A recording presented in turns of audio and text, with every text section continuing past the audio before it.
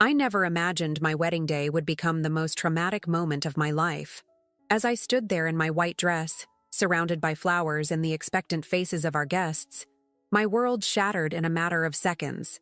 My mother-in-law's words still echo in my ears, her voice filled with venom as she stood up during that crucial moment. "The child she's carrying is not my son's." The church fell silent. 250 guests turned to stare at me, their expressions morphing from joy to shock, then to judgment. I felt my baby kick inside me, as if sensing my distress. Brandon, my fiancé, the man I'd loved for the past 5 years, looked at me with such betrayal in his eyes that my heart stopped beating for a moment. But let me start from the beginning. My name is Hillary Carter, and this is the story of how I lost everything, only to gain something far more precious than I could have ever imagined.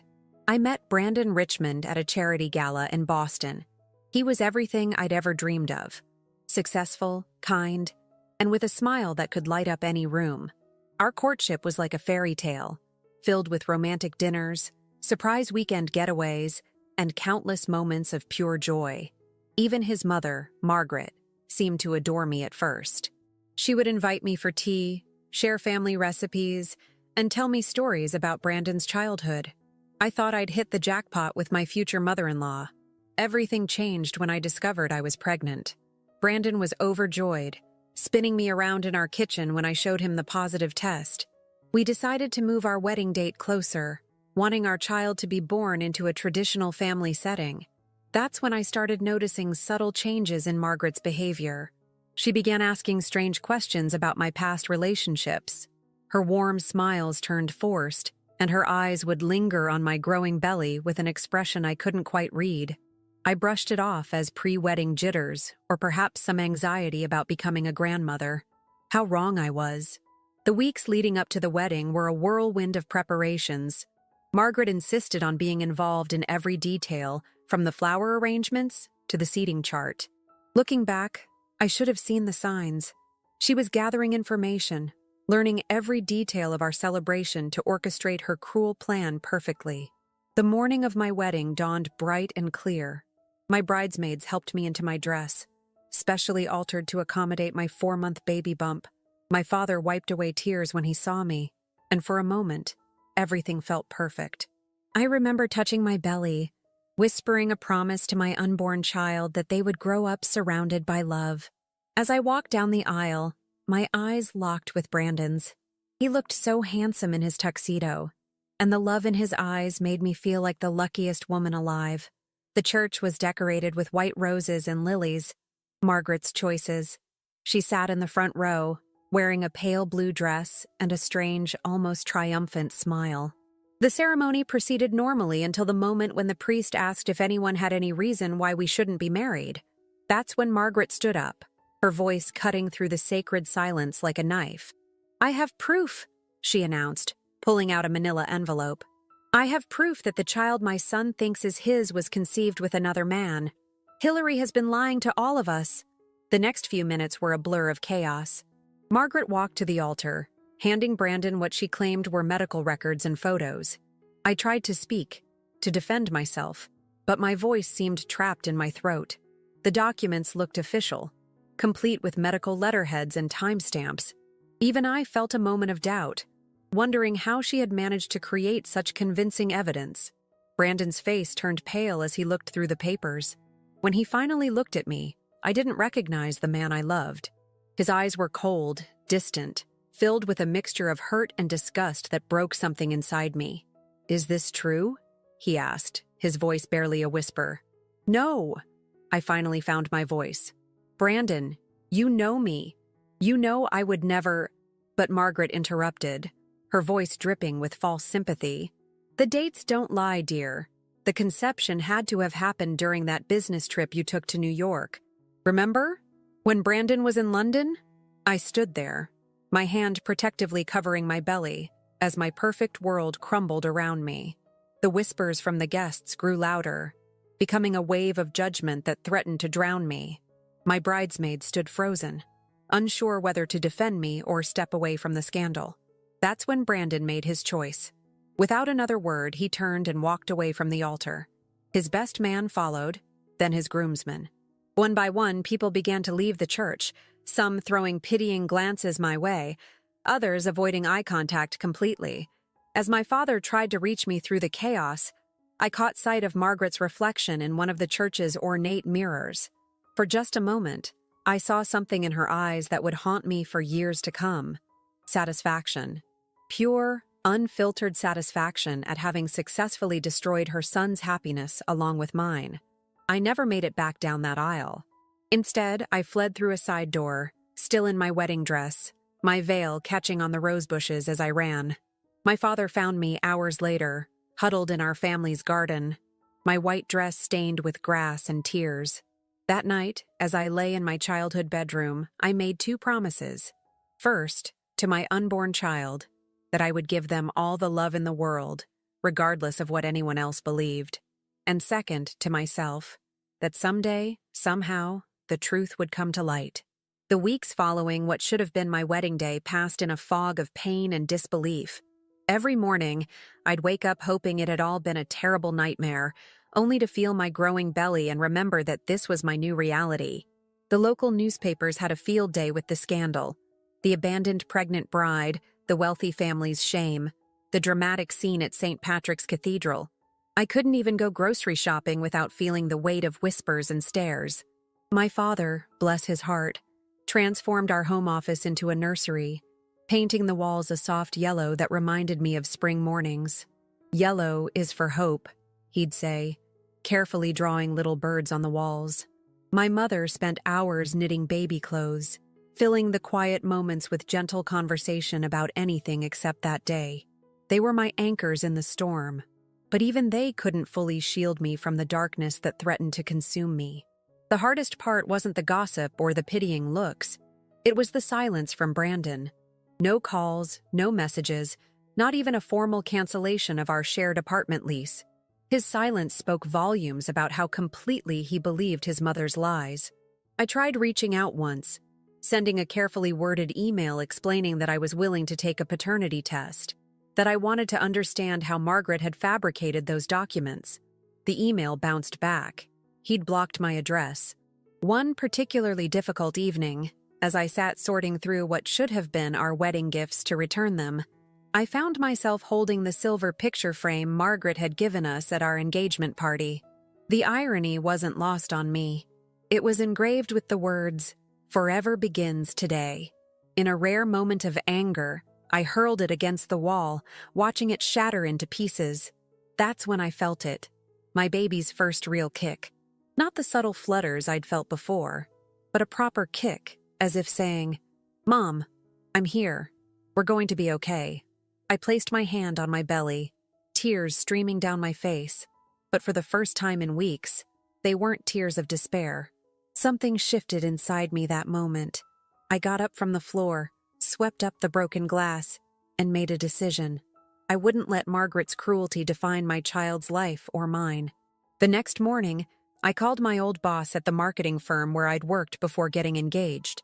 Brandon had convinced me to quit, wanting me to focus on planning our wedding and eventually becoming a full-time mother. Now, that decision felt like just another way I'd let myself become vulnerable. "Hillary," Sandra, my former boss, said after listening to my situation, "we've missed you around here. As it happens, we're launching a new digital marketing division. How would you feel about heading it up?" I found myself choking back tears of gratitude. "But I'm 5 months pregnant," I admitted, expecting the offer to evaporate. "And some of our best ideas have come from sleep-deprived parents. When can you start?" That conversation marked the beginning of my resurrection. I threw myself into work, channeling my pain into creativity. My pregnancy became my strength rather than my shame. During client meetings, I'd rest my hand on my growing belly, drawing confidence from the little life that depended on me. The whispers at the office gradually changed from "poor thing" to "how does she do it all?" But life has a way of testing your strength just when you think you've found your footing. One rainy Tuesday, while leaving a client meeting, I quite literally ran into Margaret at the entrance of a cafe. She was having lunch with her friends, the same women who'd been at my bridal shower, cooing over registry gifts and playing silly games.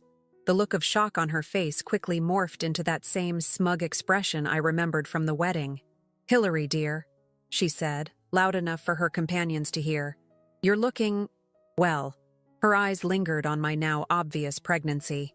"I do hope you've figured out who the father is by now." I felt the old shame and hurt rising in my chest, threatening to choke me. But then my baby kicked again, as if on cue, and I found my voice. "I've always known who the father is, Margaret. What I haven't figured out is why you felt the need to destroy your son's happiness along with mine. But I suppose that's between you and your conscience." Her face paled slightly, and for a moment, I saw something flicker in her eyes. Fear, perhaps? Before she could respond, I walked past her into the cafe, ordered my decaf latte, and left with my head held high. My hands were shaking, but I'd done it. I'd faced her without breaking down. That evening, I sat in the nursery, watching the sunset paint shadows across those yellow walls. My father's painted birds seemed to dance in the fading light. I opened my laptop and began typing. Not an email this time, but a journal. I needed to document everything. Not just for myself, but for my child. They deserved to know their story, the truth about where they came from, and how deeply they were loved from the very beginning. "Your grandmother thinks she's destroyed us," I wrote. "But she doesn't understand that love can't be destroyed by lies. It can only be transformed. And you, my little one, are the proof of that transformation." As I wrote, I felt my baby moving, almost as if they were responding to my words. I had no idea then how important this journal would become, or that years later, it would hold the key to unraveling Margaret's carefully constructed web of lies. But that night, it was simply my way of ensuring that our story wouldn't be lost in the chaos of other people's cruelty. The next morning, I made another decision. I started taking photographs of my growing belly, of the nursery, of every ultrasound appointment. I created a timeline, gathering evidence of my own. Not because I needed to prove anything to anyone, but because I refused to let Margaret's version of events be the only record of this time in our lives. As my due date approached, I found myself wondering less and less about Brandon, the man who could walk away without even hearing my side of the story, who could believe the worst about me so easily, wasn't the man I thought I'd known. The real betrayal, I realized, wasn't just Margaret's lies. It was his willingness to accept them without question. The old Hillary died on that altar, but the woman who emerged from those ashes was stronger than I ever imagined I could be. My baby and I were writing our own story now, one that didn't need validation from the Richmonds or anyone else.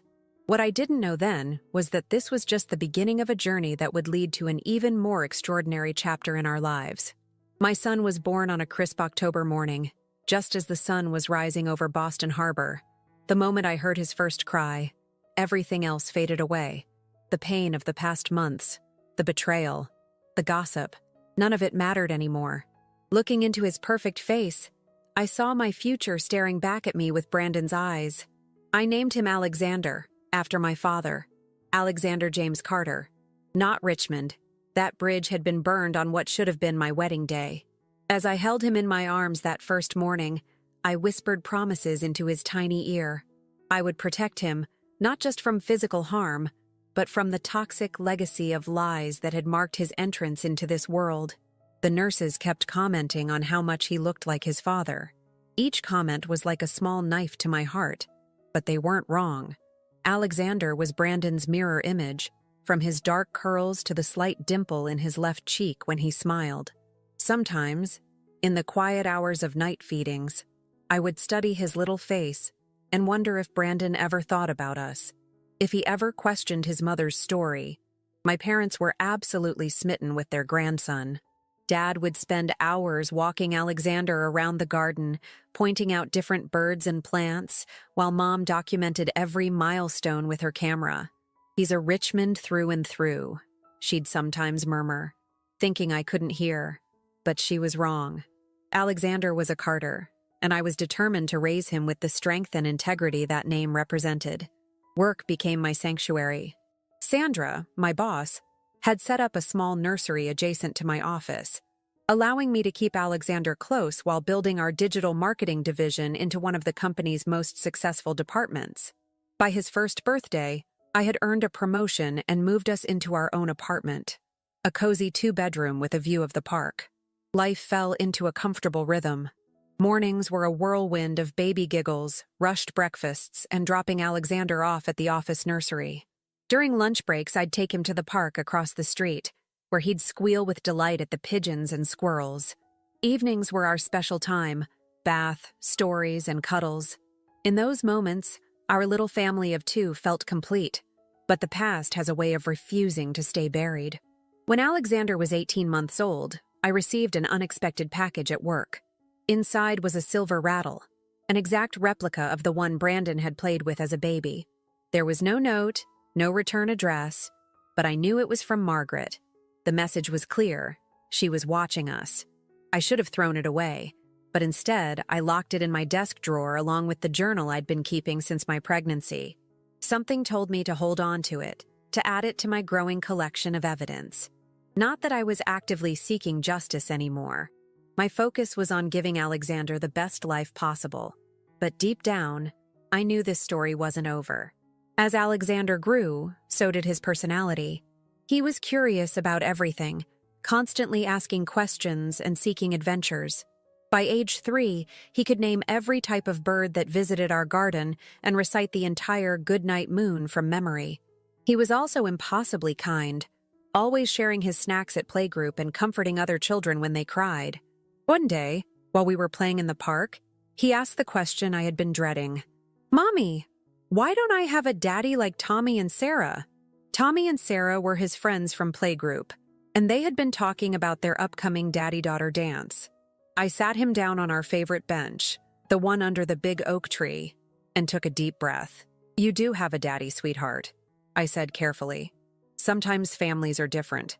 Some kids live with both their mommy and daddy, some just with their mommy, and some just with their daddy. Where is my daddy?" His big brown eyes, so much like Brandon's, looked up at me expectantly. "Your daddy lives far away," I said, choosing my words carefully. "But that doesn't mean you're any less loved. You have me and Grandpa and Grandma, and we love you more than all the stars in the sky." He seemed to accept this explanation, but I knew there would be more questions as he grew older. I had already started writing letters to him, explaining everything that had happened, to be given to him when he was old enough to understand. The truth was his birthright, even if it was painful.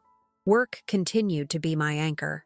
By the time Alexander was 4, I had been promoted to Vice President of Digital Strategy. The promotion came with a significant raise, allowing me to move us to a better neighborhood with excellent schools. I also started a small side business consulting for startups, building a nest egg for Alexander's future. But success had its price. One evening, while leaving a client meeting downtown, I spotted Brandon. He was getting into a taxi, looking exactly as I remembered him, perhaps a bit more polished in his expensive suit. My heart didn't skip a beat like I thought it would. Instead, I felt a strange mix of pity and gratitude. Pity for what he had lost through his lack of trust, and gratitude for the life I had built without him. Alexander was thriving in his new preschool. His teacher, Ms. Reynolds, often told me how impressed she was with his vocabulary and emotional intelligence. "He's an old soul," she'd say, "always looking out for others." What she didn't know was that every night I read to him from psychology books adapted for children, teaching him about emotions and empathy. I was determined that my son would grow up understanding the importance of emotional intelligence and trust. But life has a way of throwing curveballs when you least expect them. One ordinary Tuesday afternoon, I received a call from the school. Alexander had fallen during recess and needed stitches.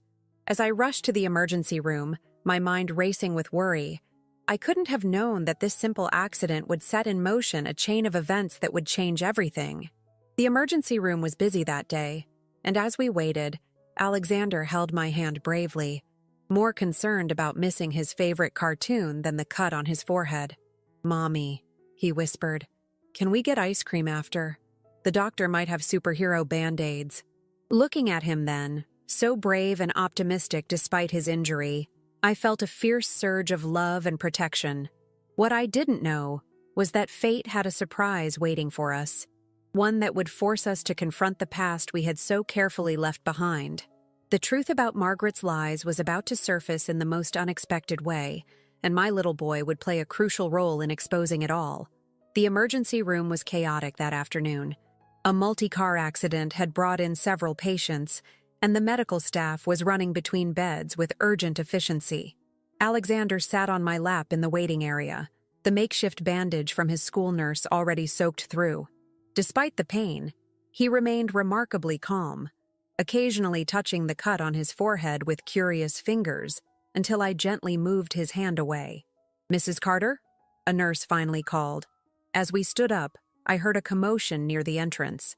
Through the automatic doors, paramedics were wheeling in an elderly woman on a stretcher. She was conscious but clearly in distress, clutching her chest. Behind them, looking panicked and disheveled, was Brandon, and right beside him was Margaret. My first instinct was to turn away, to protect Alexander from this unexpected collision of past and present.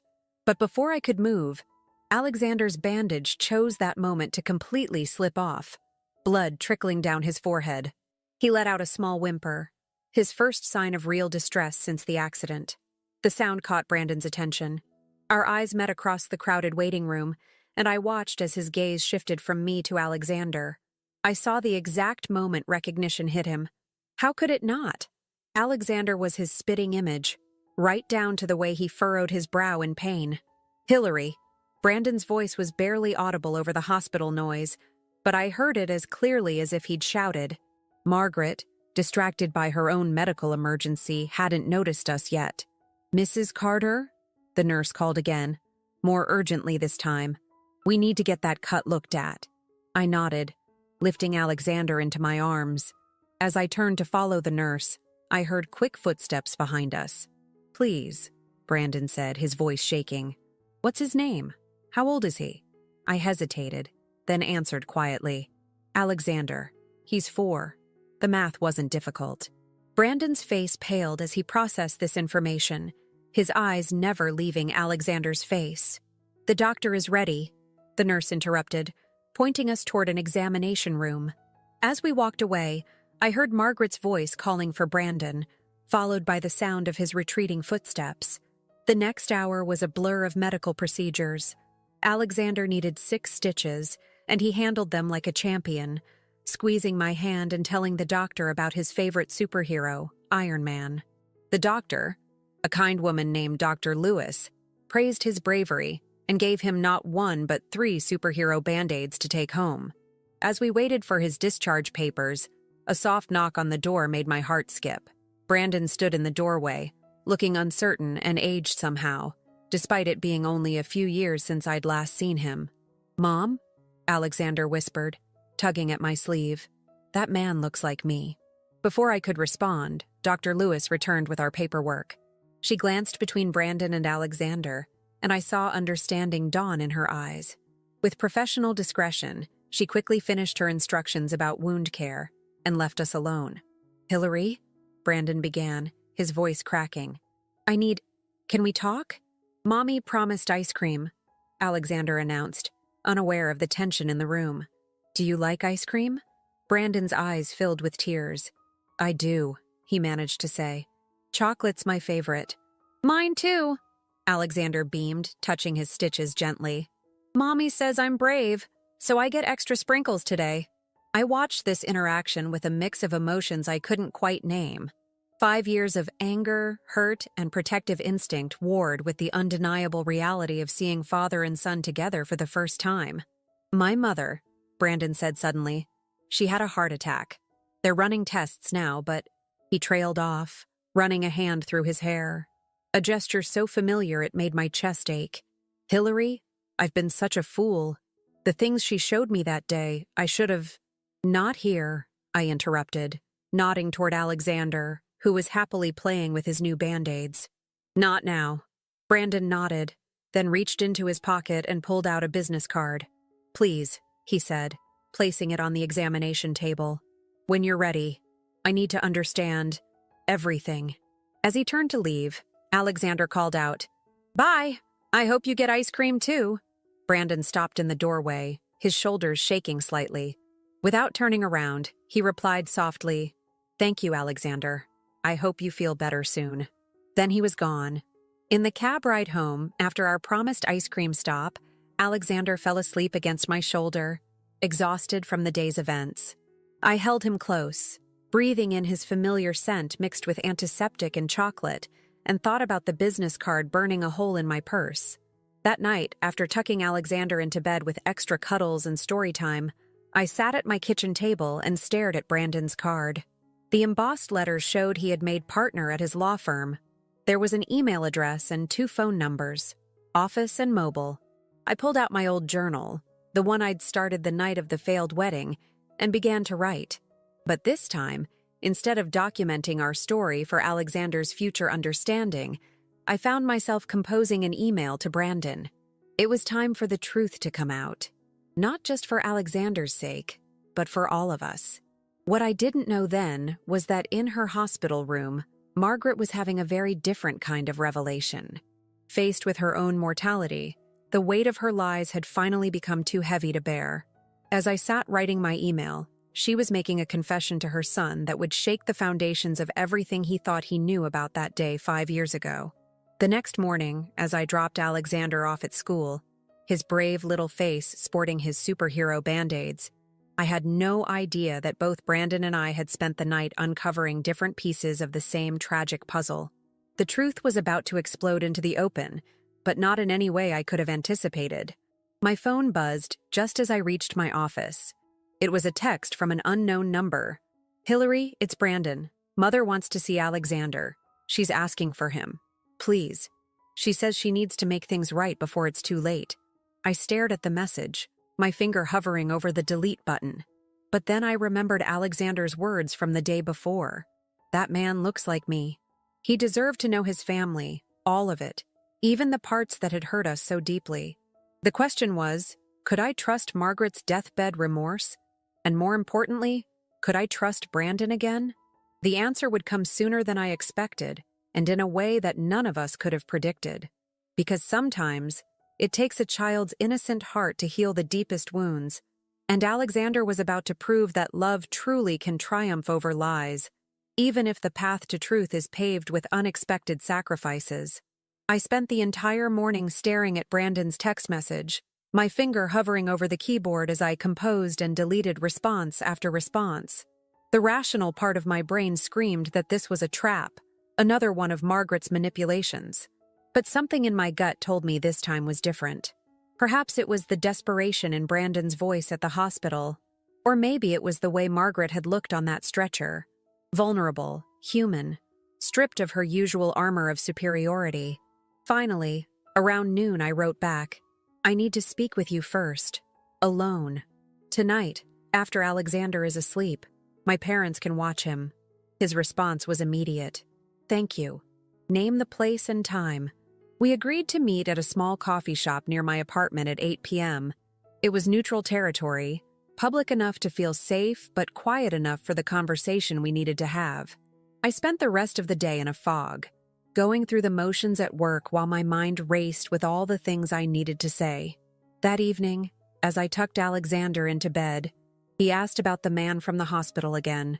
"Mommy, why did that man cry when he saw me?" I sat on the edge of his bed, running my fingers through his dark curls, so like his father's. "Sometimes, sweetheart, grown-ups cry when they're surprised by something beautiful." "Was he surprised by my superhero band-aids?" he asked innocently. "Something like that," I whispered, kissing his forehead carefully around the stitches. "Sweet dreams, my brave boy." The coffee shop was nearly empty when I arrived. Brandon was already there, sitting at a corner table with 2 cups in front of him. He stood when he saw me, and I noticed he'd loosened his tie, his usual polished appearance slightly disheveled. "I remembered how you take your coffee," he said quietly. "Vanilla latte with an extra shot." I sat down, wrapping my hands around the warm cup but not drinking. "Why now, Brandon? After 5 years, why does she suddenly want to see him?" He ran a hand through his hair, that familiar gesture again. "She's dying, Hillary. The heart attack was worse than we initially thought. There's extensive damage, and she's refusing bypass surgery.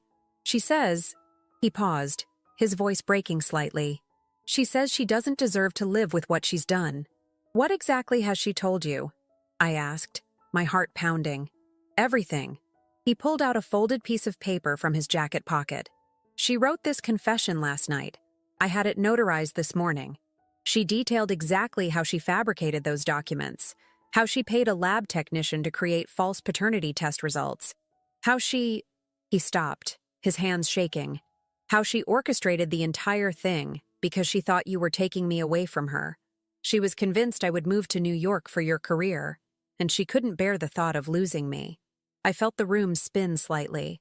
After 5 years of carrying the weight of those lies, hearing the truth spoken aloud was almost too much to bear. And you? I asked, my voice barely a whisper. What do you think now? I think I've been the biggest fool in the world, he replied, his eyes filling with tears. I think I threw away everything that mattered because I was too weak to stand up to her, too afraid to trust my heart over her lies. I think— He reached across the table, not quite touching my hand. I think I've missed 5 years of my son's life, and I'll never forgive myself for that. Alexander, I said firmly. His name is Alexander James Carter, and he's the most amazing little boy you could imagine. He loves chocolate ice cream and superhero stories. He can name every bird in the park, and he always shares his snacks with other kids. He's kind and brave and smart, and I've done everything in my power to protect him from the pain you and your mother caused. Brandon withdrew his hand, nodding slowly. You've done an incredible job with him. I saw that yesterday. He's perfect. He's not perfect, I corrected. He's real. He's a little boy who sometimes asks about his daddy, who deserves to know where he comes from, but who also deserves to be protected from anyone who might hurt him, emotionally or otherwise. I want to make this right, Brandon said. I know I don't deserve a second chance, but he does. He deserves to know his family, even the broken parts of it.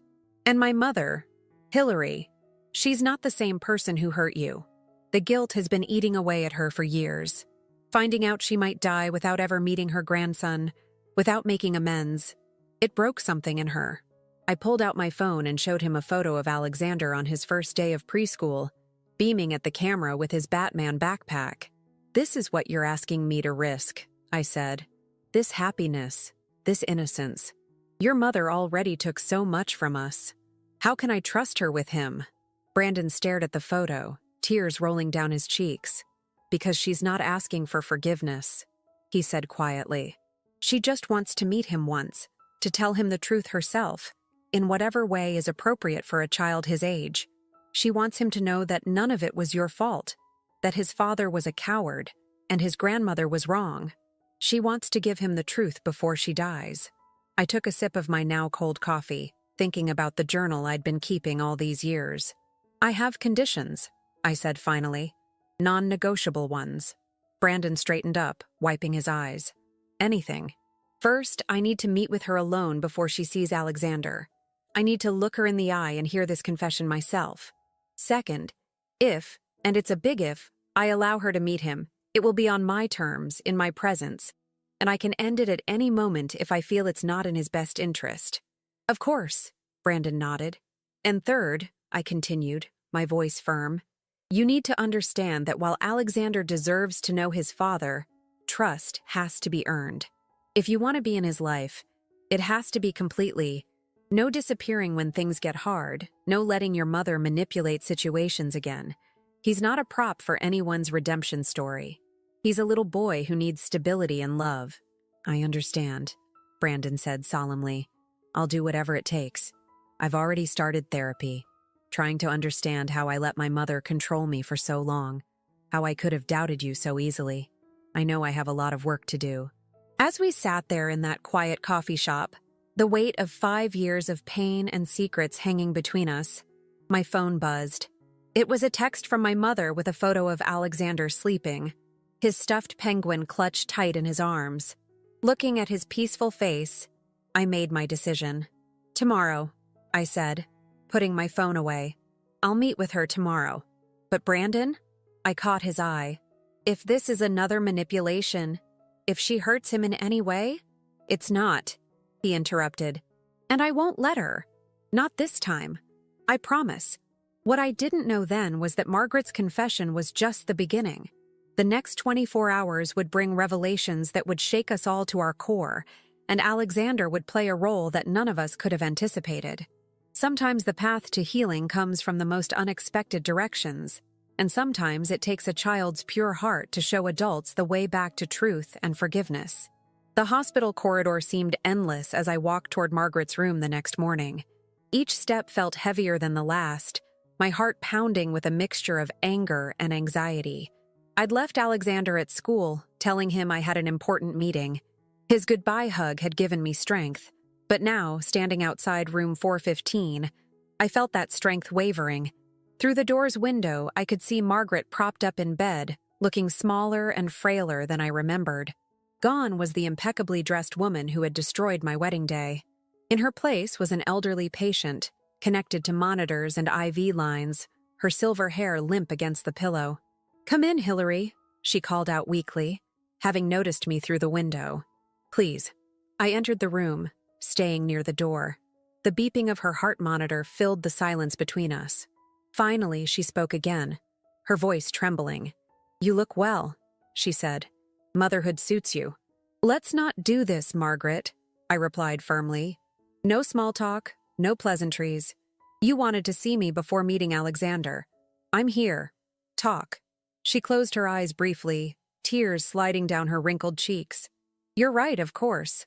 Always so direct, so honest. Everything I should have been."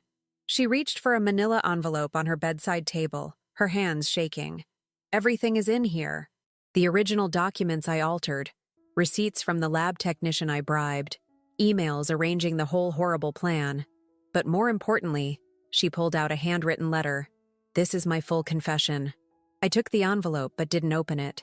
"Why?" I asked, the question that had haunted me for 5 years finally escaping my lips. "Why did you do it?" "Because I was terrified of losing Brandon," she whispered. "When he met you, everything changed. He started talking about moving to New York for your career, about starting a fresh life away from Boston, away from me. Then you got pregnant, and I—" She paused, her monitor showing a spike in her heart rate. "I convinced myself you were trapping him, that you'd take him away forever. I became obsessed with preventing that. So you destroyed us both instead," I said, my voice cold. "You didn't just hurt me, Margaret. You hurt your own son. You deprived your grandson of his father." "I know," she sobbed. "When Brandon told me about seeing you and Alexander in the ER, seeing his own face in that little boy's—" "Hillary, I've been dying inside for years with this guilt. But that moment, knowing what I'd done to my own grandchild—" Suddenly, her monitor started beeping rapidly. A nurse rushed in, checking her vitals and giving me a concerned look. "Mrs. Richmond needs to stay calm," she warned. I waited until the nurse left before speaking again. "You want to meet Alexander. Why should I allow that?" Margaret took several deep breaths before answering. "Because he deserves to know the truth, and because I'm dying. The doctors say without surgery I have weeks at most. Even with it, my chances are poor. I've refused the surgery because I need to do this first. I need to make things right." "And how exactly do you plan to make 5 years of lies right?" I challenged. "I don't," she replied simply. "I can't. But I can give him something precious. The truth about his parents' love story, about how my lies tore it apart, and about how none of it was ever his mother's fault. He needs to know that his father didn't abandon him willingly, that his mother protected him fiercely, and that his grandmother—" her voice broke, "that his grandmother made a terrible mistake out of fear and selfish love." I sat down in the chair beside her bed, finally opening the envelope. As I read through the documents, the elaborate web of lies she had woven became clear. The sophistication of her deception was staggering. Altered medical records, fabricated photographs, even a fake witness statement about my supposed infidelity. "Does Brandon know all of this?" I asked, holding up the evidence of her manipulation. "Yes," she nodded. "I told him everything yesterday. Hillary, I've never seen my son so angry, so devastated. He barely spoke 2 words to me after I finished. Just sat there, staring at the wall, tears running down his face. Then he got up and left. He came back this morning only to tell me he's started therapy to deal with how I've controlled his life. As if on cue, there was a knock at the door. Brandon stood there, looking exhausted, like he hadn't slept. Our eyes met, and I saw the same pain and confusion I'd felt for years reflected in his gaze. "Hillary," he said softly, "there's something else you need to see." He walked over and handed me his phone, open to an email. I found this in Mother's personal email account last night. She gave me access to everything. As I read the email, my hands began to shake. It was dated just 2 weeks after our wedding day, from the lab technician Margaret had bribed. He was demanding more money to keep quiet, threatening to expose the truth. Margaret had paid him off again, and again 6 months later, and again after that. "The technician," Brandon explained, his voice tight with anger, "died in a car accident 3 years ago. That's why Mother felt safe keeping these emails. She never thought they'd come to light." I looked up at Margaret, who had turned her face away in shame. "You paid to keep your lies hidden over and over while I suffered, while your son suffered, while your grandson grew up without his father. I was a coward," she whispered. Each time I thought about confessing, the fear of losing Brandon's love forever stopped me. But now, she gestured to the hospital room around her. "Now I have nothing left to lose, and everything to atone for." Just then, my phone buzzed. It was a text from Alexander's school. My heart stopped as I read it. Alexander had fallen again during recess, reopening his stitches. They were taking him to the same ER where we'd been 2 days ago. I stood up quickly, gathering my things. "I have to go. Alexander's hurt." "What happened?" Brandon asked, alarmed. "Is he okay?" "He needs new stitches," I explained, already heading for the door. "I have to get to the ER." "Hillary? Wait," Margaret called out weakly. "Please, will you still consider letting me meet him? Even after everything you've just learned?" I paused at the door, looking back at the frail woman who had caused so much pain, and at Brandon, who looked torn between following me and staying with his mother. "I don't know," I answered honestly. "Right now, my son needs me. That's all I can focus on." As I hurried toward the elevator, I heard footsteps behind me. Brandon had followed. "Let me drive you," he offered. "Please. He's my son too, even if I haven't earned the right to call myself his father yet." Looking at his worried face, seeing Alexander's features reflected in his expression, I made a split-second decision that would change everything. "Okay," I nodded. "But understand this. We're going because Alexander needs medical care. This doesn't change anything about what I just learned." What I didn't know then was that this second emergency room visit would lead to a moment of truth none of us could have anticipated, and Alexander would teach us all something profound about forgiveness and the healing power of a child's heart. The drive to the emergency room was tense, with Brandon gripping the steering wheel so tight his knuckles turned white.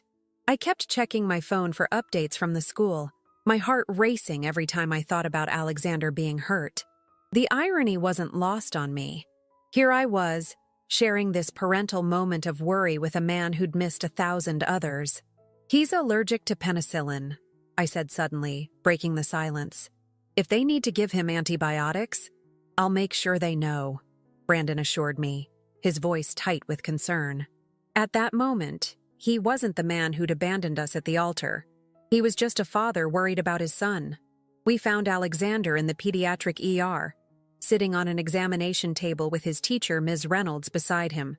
His previous stitches had indeed come loose, and blood had stained his favorite Spider-Man t-shirt. But instead of crying, he was animatedly telling the nurse about how he'd been trying to save a younger student's ball from the bushes when he fell. "Mommy!" he called out when he saw me, then his eyes widened. "Look, the man who looks like me is here too!" Brandon froze in the doorway, emotion raw on his face. The nurse looked between them, clearly noting the resemblance, then tactfully excused herself to get the doctor. Ms. Reynolds, sensing the delicate situation, patted Alexander's hand and said she'd check on him later. "Does your head hurt, sweetheart?" I asked, examining the reopened cut. "Not much," Alexander replied bravely, then turned to Brandon. "Did you get ice cream after you left last time? I got chocolate with extra sprinkles because I was brave." Brandon stepped closer, his voice rough with emotion. "I didn't get ice cream. I guess I wasn't as brave as you." "That's okay," Alexander said with the simple wisdom of a child. "You can be brave next time." Dr. Lewis arrived then, the same doctor who had treated Alexander 2 days ago. She took in the scene, including Brandon's presence, with professional composure. "Well, young man, looks like you wanted to see us again. Let's fix those stitches, shall we?" "Will it hurt?" Alexander asked, gripping my hand. "A little," Dr. Lewis admitted. "But I think you've got plenty of support here to help you through it." As she prepared the local anesthetic, Alexander looked at Brandon. "Can you hold my other hand? Mommy says it helps to squeeze someone's hand when you're scared." Brandon glanced at me, asking permission with his eyes. I nodded slightly, and he moved to Alexander's other side, offering his hand. Our son took it without hesitation, and for the first time in 5 years, we were connected through our child's touch. "You're doing great, buddy," Brandon encouraged as Dr. Lewis began working on the stitches. "Just squeeze our hands as hard as you need to." "You know what's funny?" Alexander said, wincing slightly, but maintaining his brave face. "Your hands feel just like mine. Look."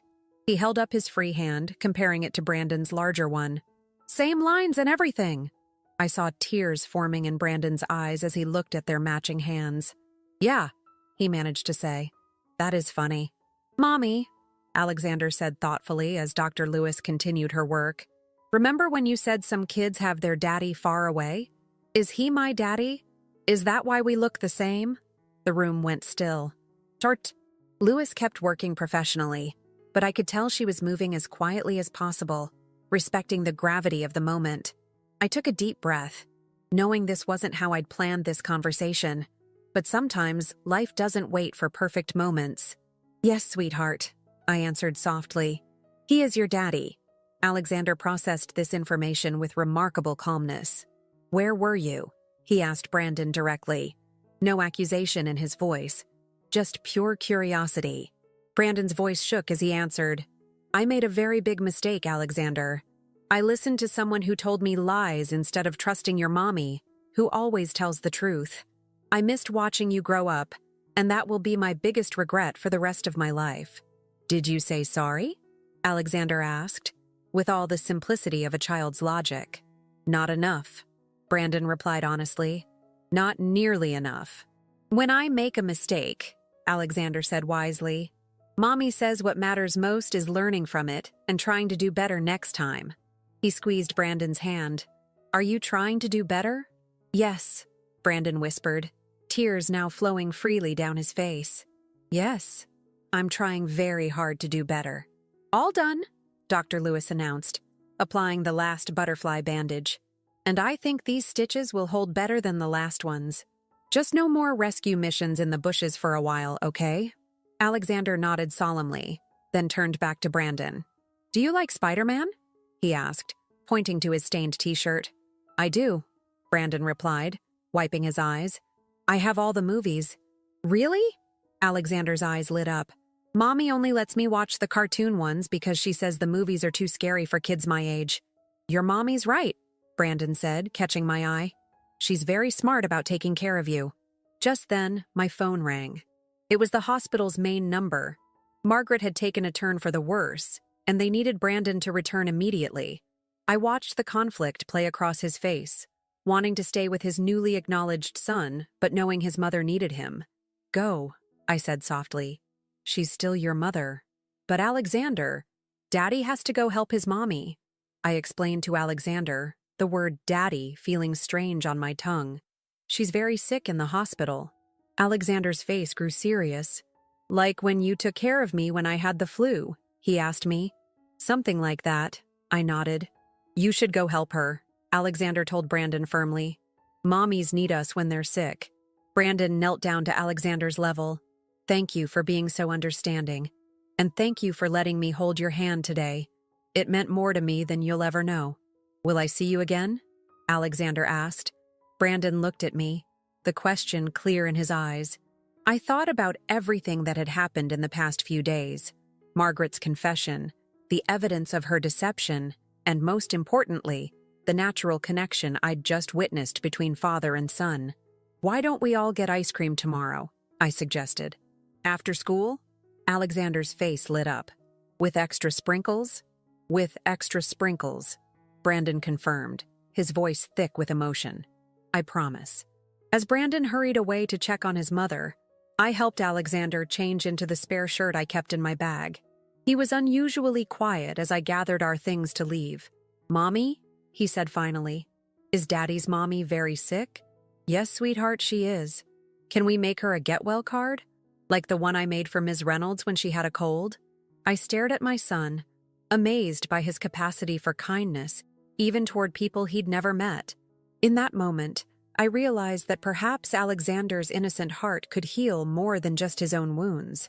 Maybe it could help heal our broken family too. What I didn't know then was that Margaret's condition was worse than anyone had realized, and the next 24 hours would bring challenges that would test our newfound fragile peace in ways none of us could have anticipated. Sometimes the path to forgiveness comes at a higher price than we expect, and sometimes it's our children who show us the way to pay it. That evening, after Alexander was asleep, I sat at my kitchen table making a get well card with him for Margaret. He had insisted on using his special glitter markers, carefully drawing what he called a family of birds. A big bird, a medium bird, and a tiny bird, all holding wings.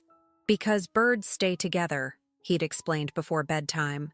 Like families should. My phone lit up with a text from Brandon. Mother's taken a severe turn. Doctors say without surgery immediately she won't make it through the night. She's still refusing. Can I come over? Need to talk. 20 minutes later, Brandon sat across from me at the same kitchen table, looking at Alexander's half-finished card. His eyes were red-rimmed, his tie loose around his neck. She won't listen to reason, he said, running his fingers over the glittery birds. She says she doesn't deserve to live after what she did to us, that she needs to pay for her sins. He looked up at me, desperate. Hillary, I know I have no right to ask anything of you, but what do the doctors say about her chances with surgery? 50-50. Without it, 0. She keeps saying she needs to see Alexander first to apologize to him face to face. But there's no time. The doctors say if we wait until morning. He didn't finish the sentence. I closed my eyes, thinking about the manila envelope full of evidence of Margaret's deception, about the years of pain she'd caused. But I also thought about Alexander's words. Mommies need us when they're sick. Wake him up, I said finally. But Brandon, if we do this, it's not for her. It's for Alexander, so he never has to wonder if he could have helped save his grandmother. Brandon nodded, understanding exactly what I meant. 10 minutes later, I carried a sleepy Alexander into the hospital, his favorite stuffed penguin tucked under one arm, the unfinished get-well card clutched in his other hand. Margaret's room was dimly lit, machines beeping steadily around her. She looked even smaller than she had that morning, her skin almost translucent under the harsh hospital lights. Her eyes widened when she saw us enter. Alexander? She whispered, tears immediately flowing down her cheeks. Are you Daddy's mommy? Alexander asked, suddenly shy and pressing closer to me. She nodded, unable to speak for a moment. Brandon moved to her bedside, taking her hand. Mother, Alexander and Hillary are here. Now will you agree to the surgery? Margaret's eyes never left Alexander's face. I made you a card, he said, holding out his artwork. But it's not finished yet. I need to add more glitter. It's beautiful, she managed to say, her voice breaking. The birds, their family? Alexander nodded seriously. The big bird is Daddy, the medium bird is Mommy, and the little bird is me. See? They're holding wings because Mommy says family should stick together, even when things are hard. I saw something crack in Margaret's expression. She looked at me, really looked at me, perhaps for the first time in 5 years. Hillary, she said, her voice barely audible. I don't deserve this kindness. No, I agreed quietly. You don't. But Alexander deserves to have a grandmother, if you're brave enough to be one. I want to add another bird, Alexander announced, unaware of the weight of the moment. A grandma bird. But you have to get better first so you can help me pick the right color. Margaret's monitor showed her heart rate increasing. A nurse poked her head in, concerned, but Margaret waved her away. Alexander, she said, struggling to sit up straighter. I need to tell you something important. A long time ago, I did something very wrong. I told lies that hurt your mommy and daddy very much. Did you say sorry? Alexander asked, echoing the same question he'd asked Brandon earlier. Not enough, Margaret answered, unconsciously echoing Brandon's earlier response. Not nearly enough. When I lie, Alexander said thoughtfully, Mommy makes me sit in the thinking chair until I'm ready to tell the truth and say sorry. Maybe you need a thinking chair too? A strange sound escaped Margaret's throat, something between a laugh and a sob. Yes, she said. Yes, I think I do. But first, she turned to Brandon. Call the doctor. I'll have the surgery. The next few hours were a blur of activity. As they prepared Margaret for emergency surgery, Alexander fell asleep in my arms in the waiting room, his penguin tucked under his chin. Brandon sat beside us, occasionally reaching out to smooth our son's hair. Hillary, he said softly, careful not to wake Alexander. Thank you for bringing him, for giving her a chance, for everything. I didn't do it for her, I reminded him. I know. That's what makes it even more remarkable. He paused, watching Alexander sleep. He's so much like you, you know. Your kindness, your wisdom. I see it in everything he does. He has your smile, I said without thinking, and your heart, when it's not being clouded by fear or doubt. The surgery lasted 6 hours. Alexander woke up a few times, asked for water, then drifted back to sleep.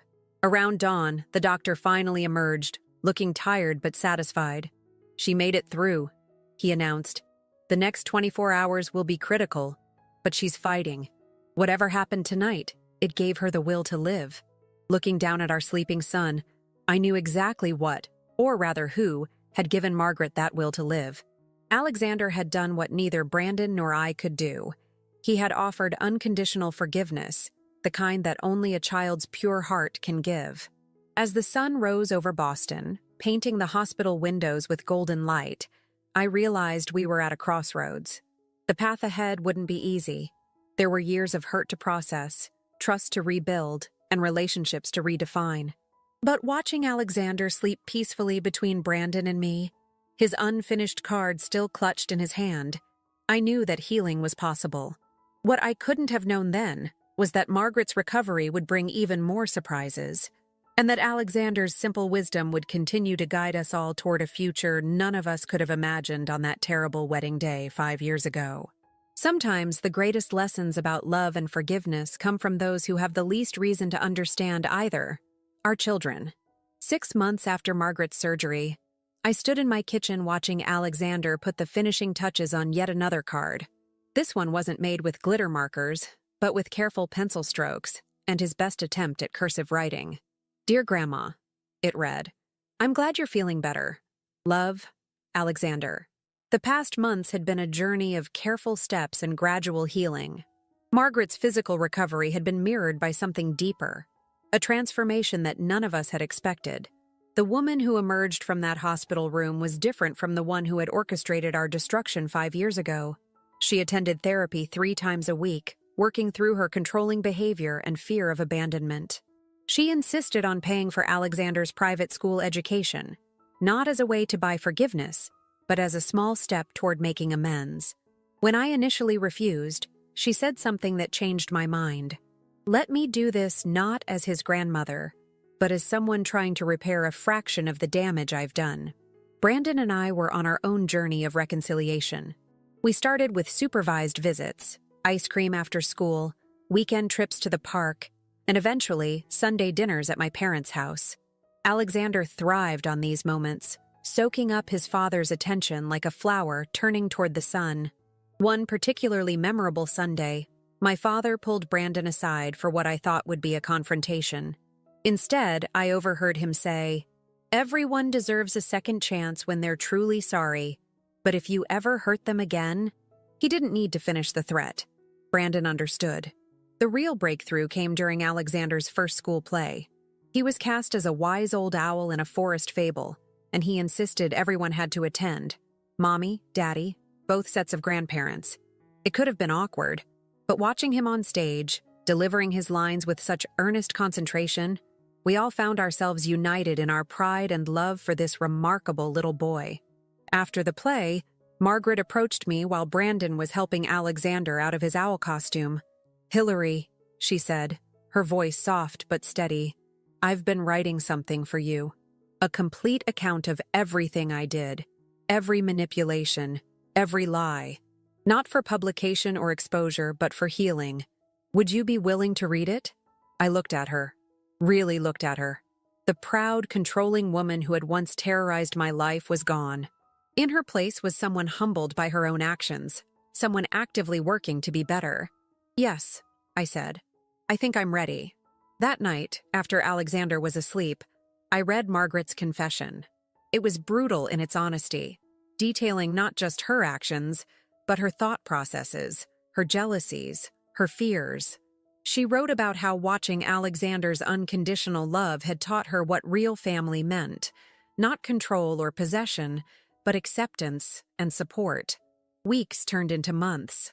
Brandon and I continued to co-parent, our relationship evolving into something new, not the romantic love we'd once shared, but a deep partnership based on our mutual devotion to Alexander. We learned to trust each other again, not as lovers, but as parents. Margaret's transformation continued to surprise us all. She volunteered at a women's shelter, sharing her story as a cautionary tale about the destructive power of control and manipulation. She never asked for forgiveness directly, but showed it through her actions, supporting my career decisions, respecting boundaries, and most importantly, loving Alexander without trying to control his affections. Then came the day that brought everything full circle. Alexander's 5th birthday party was in full swing in our backyard. Children ran around playing games, parents chatted, and in the midst of it all, my son stood surrounded by both sides of his family, the Carters and the Richmonds, together at last. As we sang Happy Birthday, I caught sight of something that made my heart skip. Alexander was holding hands with both Brandon and me as he prepared to blow out his candles. The photo my mother captured of that moment now sits on my desk. Our son, grinning with chocolate frosting on his chin, flanked by his parents who had found their way back to being a family, if not a couple. "Make a wish, sweetheart," I encouraged as he took a deep breath. "I don't need to," he announced proudly. "I already got what I wanted. My family's all here." Margaret, standing nearby, wiped tears from her eyes. The birds from his get well card had been framed and hung in her living room, now with 4 birds, all holding wings, all flying together. Later that evening, as the party wound down, Brandon helped me clean up while Alexander showed Margaret his new toys. "We did it," Brandon said quietly, gathering paper plates. "Not the way we planned, but we did it. We're a family." "We are," I agreed. "Just not the traditional kind. Maybe that's better," he suggested. "We had to earn this version." Looking at Alexander, who was demonstrating his new magic kit for his grandmother with absolute concentration, I understood something profound. Sometimes the families we build from the ashes of our mistakes are stronger than the ones we originally planned. Our son had taught us that love doesn't have to look like a fairy tale to be real and meaningful. The story of how my wedding day turned into a nightmare will always be part of our history, but it's no longer the defining chapter. Instead, it's become the beginning of a different story, one about redemption, growth, and the pure wisdom of a child who taught 3 generations how to love without conditions or fears. As the sun set on Alexander's birthday party, he gathered us all for one more photo. "Stand together," he directed, arranging us just so, like the birds in my picture. And there we were, his father, his grandmother, his mother, and him in the middle, holding us all together with the simple, powerful love that had healed our broken family. Not through grand gestures or dramatic moments, but through small acts of kindness, through daily choices to be better, and through the unwavering belief that family, in whatever form it takes, is worth fighting for. That night, as I tucked Alexander into bed surrounded by his new toys, he asked me a question that showed just how much he understood. "Mommy, are you still mad at Daddy and Grandma?" "No, sweetheart," I answered honestly. "I'm not mad anymore. They made mistakes, but they worked very hard to fix them. Just like you do when you make mistakes, remember?" He nodded sagely. And now we're like my birds, all flying together? Yes, I smiled, kissing his forehead. We're all flying together now. As I turned out his light, I realized that the happily ever after I'd dreamed of on my wedding day had come true after all, just not in the way I'd expected. Our story hadn't ended with a perfect wedding. Instead, it had begun with a broken one, and through the pure heart of a child, had transformed into something far more precious, a family built on forgiveness, understanding, and unconditional love.